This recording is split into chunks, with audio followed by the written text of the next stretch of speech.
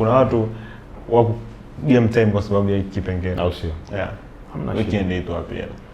Inter Milan dhidi ya Napoli. Inter Milan dhidi ya Napoli over 1.1. 1.1. Goli moja. Beti lazima elewe. Watu wa mizigo wanaelewa 1.1. Zipatikanike goli 2. Na kuendelea. Napoli anashinda hiyo game. Direct. Straight up. Fiorentina dhidi ya AC Milan. AC Milan, mpe AC Milan mazima.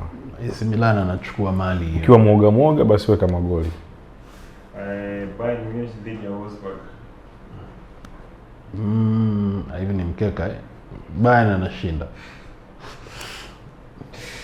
Bayern Munich anashinda. Kuna mechi ya Manchester United dhidi ya Brighton. Game safi sana. Yeah. Weka magoli tu. Over 1.1 hapo fresh tu. Kizazi.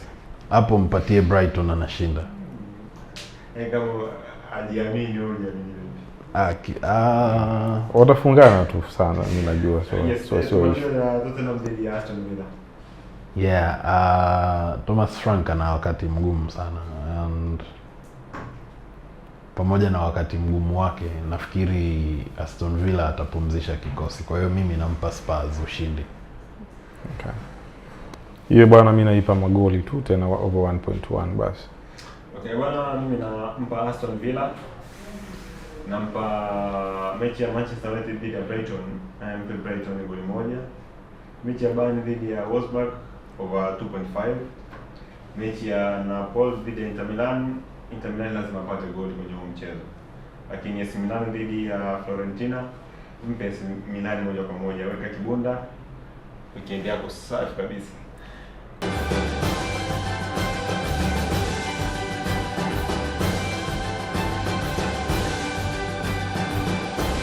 Game time, tuonavyo sisi.